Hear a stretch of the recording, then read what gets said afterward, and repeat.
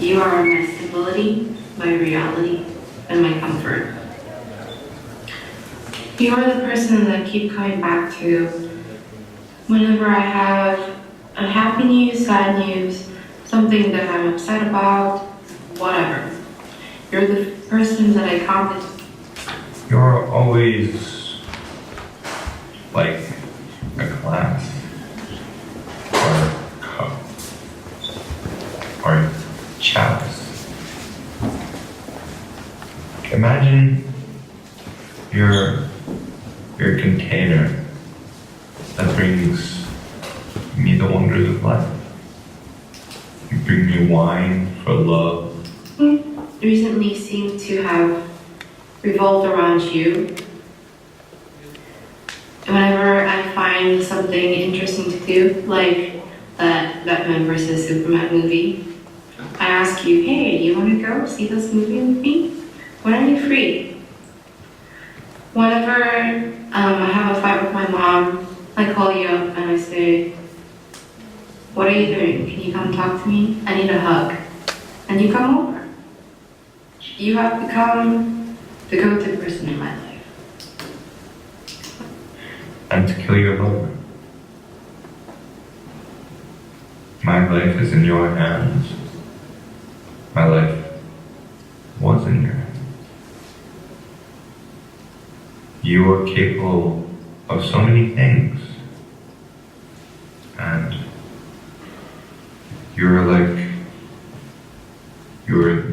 the foundation. You're the thing that brought me these emotions.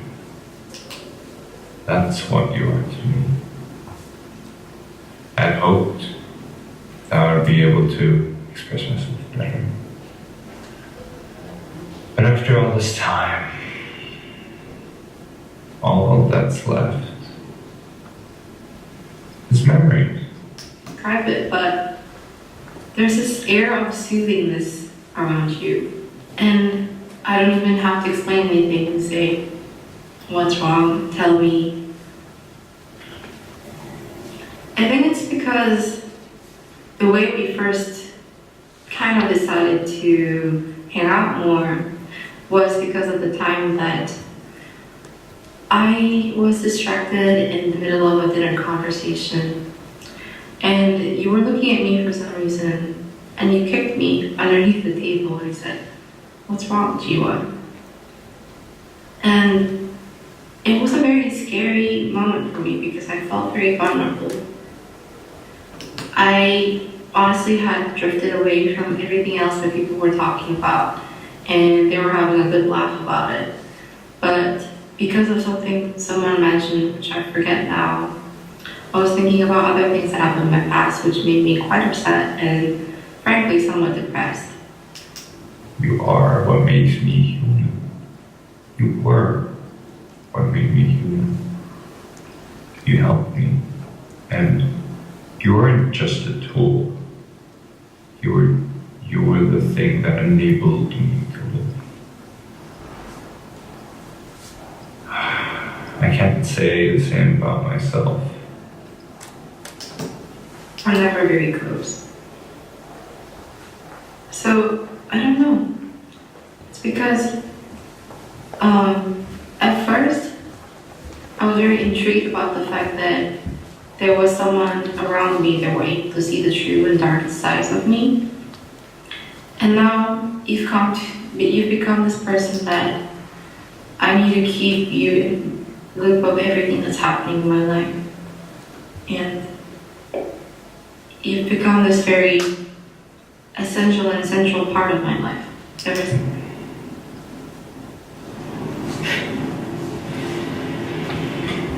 It's when I drink beer for the soccer game, or like I watch this comedy at that movie theater, remember?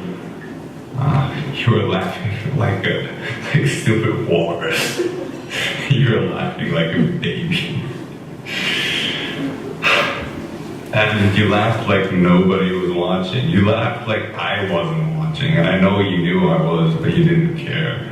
Well, I don't know if you do that with everyone, but you surely do that to me. And you're a very genuine person, not afraid to hide things and not afraid to be honest with things. And I really appreciate that about you. You're not afraid to tell me if I'm doing something wrong or if there's something that's concerning you. You just tell me. I think communication is like the number one key thing that I consider to be most important in a relationship. And thank you for being the honest and soap-smelling person that you are.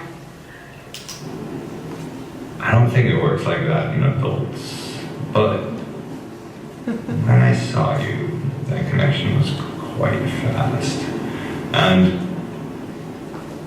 it was like the second we met in that playground, we went to this sandbox, or building, castle of sand. And you were never like, you were always that class. You weren't giving yourself to me, you were giving me the emotions. So it was just like an intoxicated world of building a huge sandcastle. I do really enjoy the moments where, I mean, it's surely rare because I'm very busy and you're also a very busy person. But those rare moments when we don't have anything much to do and we're just lying down in a park and I'm on your lap, just looking at the sky, and you're reading a book and stroking through my hair, that's something that I think I will remember forever. It's one of those most comforting moments in my life that I would like to remember forever. I don't know. At least you managed to comfort me. Yeah. I'm not even American or whatever. These little things. Just like pint of beer. Every once in a while, give me gin. I absolutely fucking hate gin. Details that you have. I consider myself as a very detail-oriented person. When I do interviews with either internships, jobs, what have you, and they ask me, what kind of approach do you take when you design things? And I would say, oh, I'm a very pixel person. And from that, I think that you can definitely infer that I pay attention to details so very much. Do you think that those things are not very important? But to me, they're as important as remembering my birthday or remembering the date that I have to move out or take a flight. Remember the time when you forgot that I was going back home to Korea? And I was just about to catch a cab to the airport. And he called me, hey, when are we getting dinner? Wow, that one was a big one. That made me extremely angry.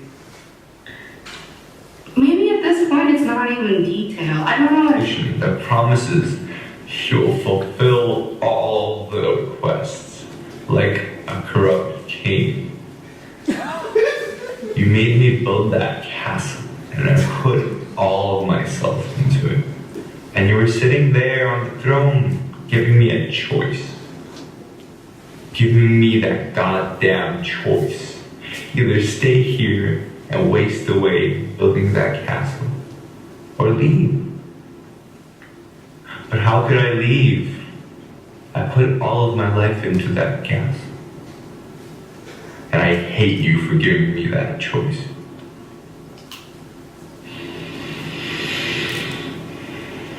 You give me that gin. I can't stand gin. I'm drunk, mean, and probably isn't something that a lot of people get mad about. I don't know how true that statement is because I find it really, really hard to convince myself that that is the case. when those things actually happen and when I get really mad about the things that you missed out in my life that actually consider them to be pretty important, we get into a massive fight. But the next day, we would have a lunch, a little dinner date with some other friends, your friends and my friends. When we go there, in silence, still holding hands, walking down the street. We go to the place, and you let go of my hand and go, hey, what's up? How are you doing? And then start chatting away with your friends like nothing happened. Really? So like we're gonna pretend that like nothing happened and I'm supposed to be all happy and smiling and friendly of a person that I'm always seeming to be, and what? We never talk about it again. It's like all these fights are useless with you. And then there was the vodka shot, and you made the shot glass of my sadness.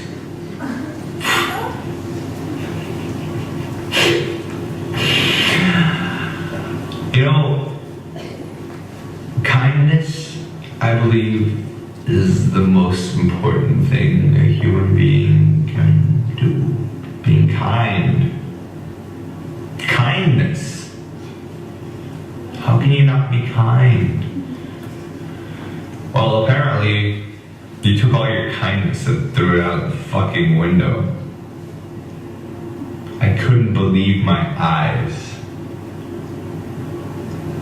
The closer you got to me, the more you needed me. And the more you needed me, the more I lost myself. The me didn't exist anymore. Every time you said you hated me, or I said I hated you, that me came back. I felt alive. And every time you said I love you, and every time I felt obligated to say I love you back, that me disappeared again. It was... Ever since I came to college, and you know that I'm leaving soon. Sometimes it makes me think that you're kind of losing interest or feeling like there's no need to care about me anymore because you know, oh, Jiwon is leaving in a couple of months. It's just that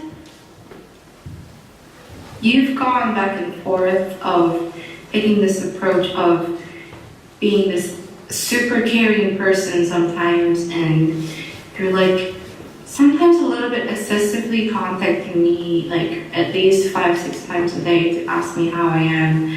And on the pavement in New York where all that garbage and pigeon shit was on, and I was there crying. And then, with me being blind, you fed me window cleaning fluid. And basically, like someone constantly throughout the day, I didn't need to have someone else come to me and comfort me about all these upsetting things that happened in my life that day. But it seems like I've made a habit of needing to talk to you whenever something happens, whether it be good or bad. And I don't necessarily know if that's a good thing or a bad thing. It's also tied to the fact that because I don't know how long this is going to last, I don't know how long I will have to spend being comfortable around just myself again. I think it's safe to say that the future, not caring about the past, I was lost. And I was so afraid. In the back of my head, I kept the image. What I hoped I would get, but I could never see. I was so afraid that day of drunkenness became a week, and that week a month, and that month a year, and that year a decade, and that decade a century, and an eon, and all that infinite length of time that I was blind. My life was still being wasted away, building your goddamn castle. I was waking you up, so I shook you up a little bit, and for whatever reason, you said you had a nightmare, you pushed me off the bed really hard. And that moment just suddenly triggered back everything, and I was extremely scared. I left the room, and you came out about a minute or two later and you asked me, "Hey, what's wrong?" And I didn't know what to say. I didn't say anything. As far as I remember, I didn't say anything. Or nothing compared to that 1 second of foresight when I realized that I might actually have to start over, that I might actually have to leave you, that I might actually have wasted this time on this useless quest. I was afraid because I couldn't risk it. I'm sorry if this is harsh, but having wasted all of my time with you. But that is not to say that I don't love you. All of those things that I just talked about, I just mean that there's a lot of fluctuations. There are downs, but there are also ups. I love the fact that we're very similar, but also very different. The differences are easy. I just mentioned them all, I think. Well, some. About that fear. Because when I was in love, while I was in love, time didn't bother me or exist. I was not blinded by love, no. I could see, I could feel. And I loved it. I loved loving you. And I hope that you love loving me. A glass of wine. That's, I think, at least one potential fight topic out of the way. I also like the fact that I don't need to pretend in front of you, because you know way too much about me. That is not to say that you know everything about me, but you certainly do know enough so that I don't have to put on this very friendly, outgoing person persona that most people see me as in my regular day life. And that in itself is comfort to me.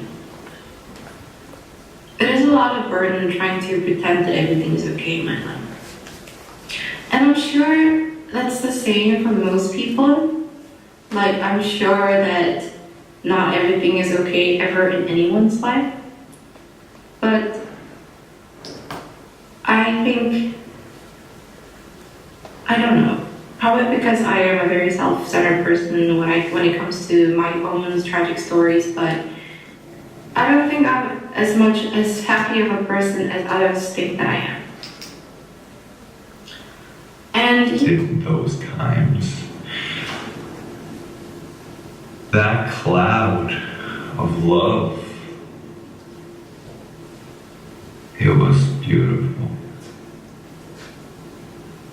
But like all clouds, they either end up becoming rain or mist. And that lovely cloud engulfed our castle, engulfed your castle.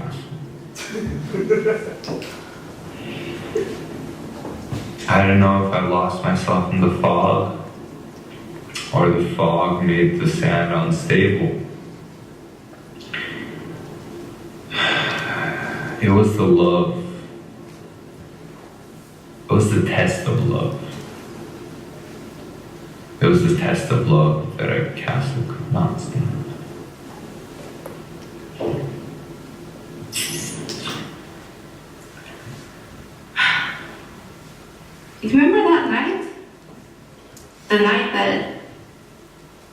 seemed to never end that night.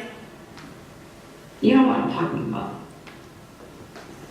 The night that the sound of doors closing was almost unbearable. Why did you do that? I still don't understand. I know that we said that we're gonna leave all of this behind us, but I can't. One day I really hope that you help me understand all those decisions that you made that night.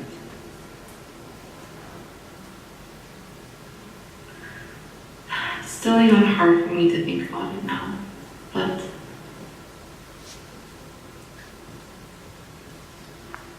it's just that if it was me, I would have done these things in such a different way. I wouldn't have done any of the things that you did that night. You made me feel like my body was wrong. You made me feel like my brain was thinking in the wrong way. You made me feel like I was the scum of the earth. And you made me feel like it was my fault. And I hate you.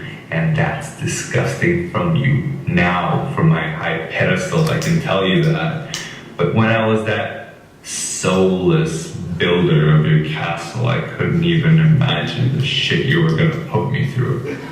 You were replaced. I was seriously considering not being able to continue whatever this is anymore.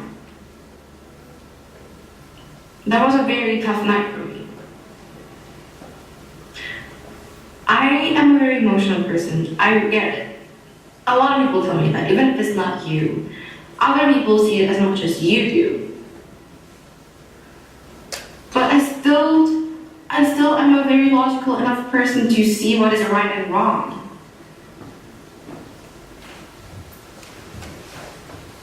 You need to stop being stubborn and think that everything you do is right.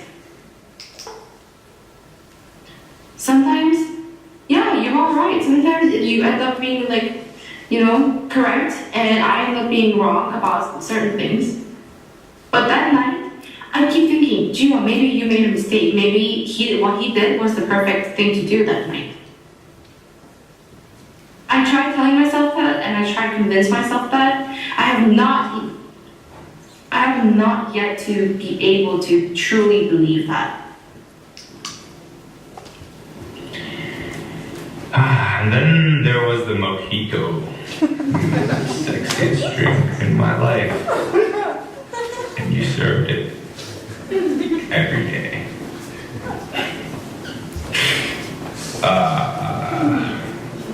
Good times, weren't they? Good times. I remember when I was, and you were. Like that. There were times like that. When we used to just, whatever it is that we've been doing, stop and stare into each other's gazes. Just take it all in. The smell, the sound that's surrounding us, and the last time that I tasted your lips. It was like we're connected. Something like that Avatar movie, a hair-braid connection, nature, humans, a little bit of alcohol, a little bit of fun, a little bit of love, a little bit of sweat. But yeah, just looking into your eyes, sometimes it distracts me. It makes me think that all of those things that I am upset about and I'm angry about at you, I forget all of those things. And all I can remember is the last time that we stopped talking about things but expressed our love in other ways. And when things get hot and heavy and sweaty, not enough to not be able to distinguish whether the sweat is mine or yours, it's like, I don't know. Make me feel connected. And the soft cushions under your toes, and the soft cushions under your fingers, and the soft cushions under your cheeks, and the soft cushions on your body, and your soft cushions in your soul. I could lay to rest. I could lay my... I don't do it intentionally. It's completely out of my conscious mind. My hand goes wherever it wants to. Just, I don't know. You make me incapable of being a very logical person that can think very logically about where my hands go. I don't know, it's just that those moments I'm not capable of thinking straight about what you are to me and what I am to you. No, it's kind of goes along with the metaphor. I am the water in your glass. Yeah, I'm not glass.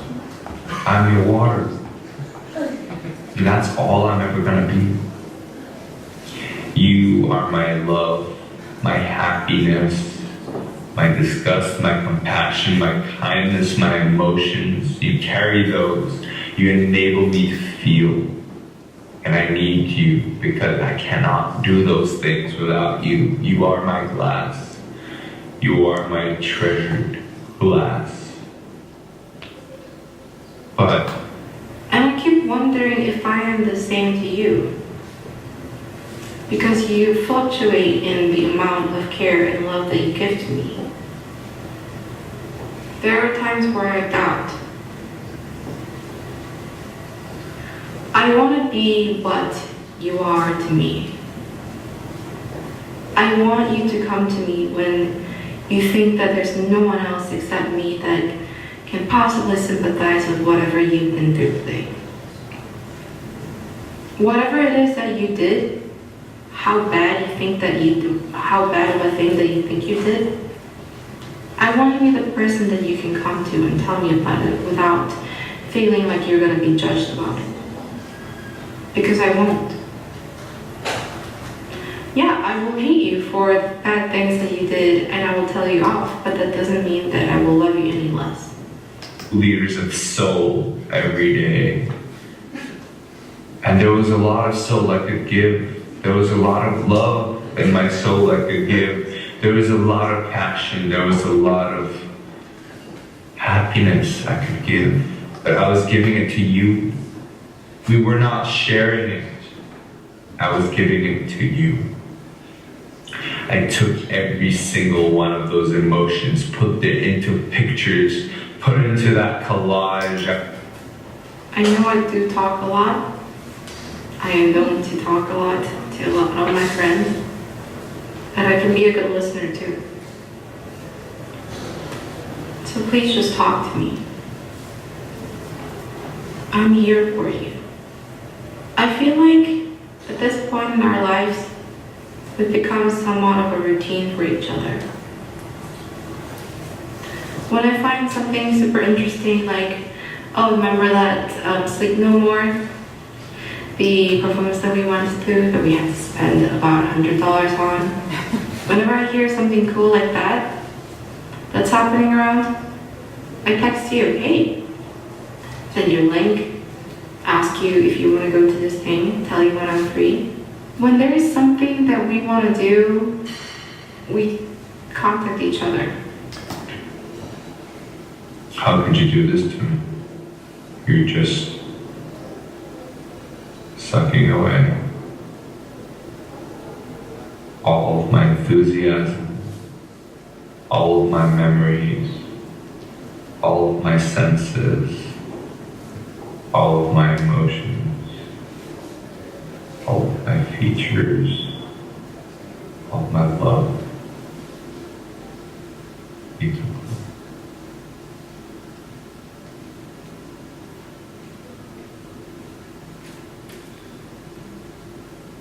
And what you did with them was give yourself a crown and cry. You used that tear to show me how much you use that water that I gave you. So No, I feel like I know a lot about you, but still certain things are a mystery to me. Most of the times I know what you're thinking. Most of the times I can kind of tell what you want. Like there's this specific look in your eye that you give me when you want to talk about something with me, but not sure if you need to raise it up.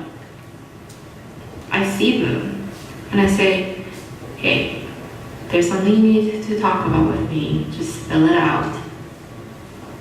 What's stopping me? dinner table, I knew that I had to give you a lot, but I didn't know that I had to give you everything. And I can't.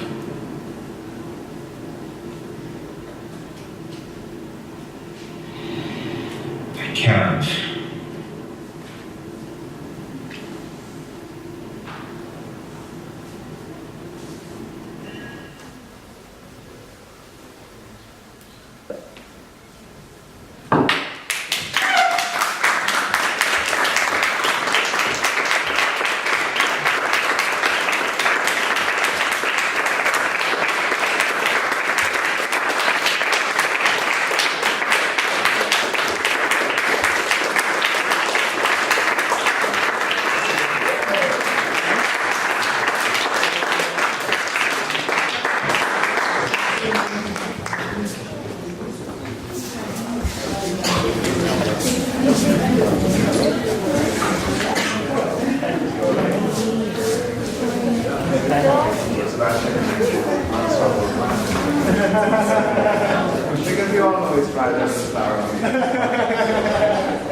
That used to say, when I'm in the world, that doesn't matter anymore. Human experience.